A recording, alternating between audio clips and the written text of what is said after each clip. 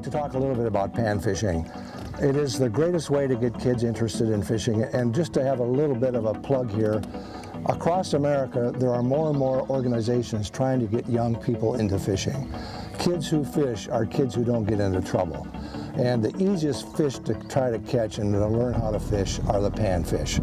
And in the early spring, in May and June, we see the panfish coming out of the deeper water into the shallower water when the water's warming up. And people think, well, they're always going in to lay their eggs. They're not going in to lay their eggs early. They're going in to feed.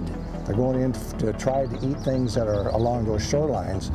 And then when the water temperature gets to a certain level, then they in fact do go in and start making nests and laying their eggs in those nests, especially the crappies.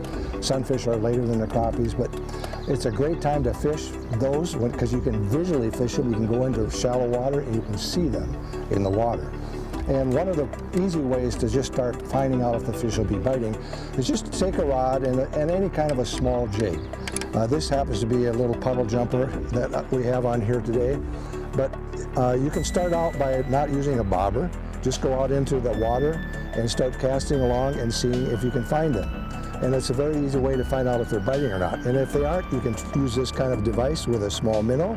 You can put a bobber on it and try that technique also. Later in the summer, this is a very effective technique to get off the edge of the weed line and just maybe put on a trolling motor or your big engine if you need to do that. Go very, very slowly and cast crankbaits. And the crankbaits I have here are bigger than I would use. And these are great ways to start covering ground and finding out if the panfish are active. And what I do is when I catch a panfish on a crankbait, I'll pull my boat in and stop on that spot, and then I'll use maybe bobbers or just fish vertically and see if I can find a school of those fish that bite.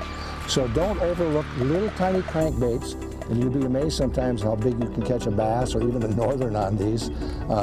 Lots of things eat little things, and crankbaits are a very effective way to go out into the woods, into the water. You can go in the woods too, and find out where those fish are at. I'm Ray Gildow with the 𝑭𝑰𝑺𝑨𝑬𝑻𝑾𝑨𝑻𝑬𝑹.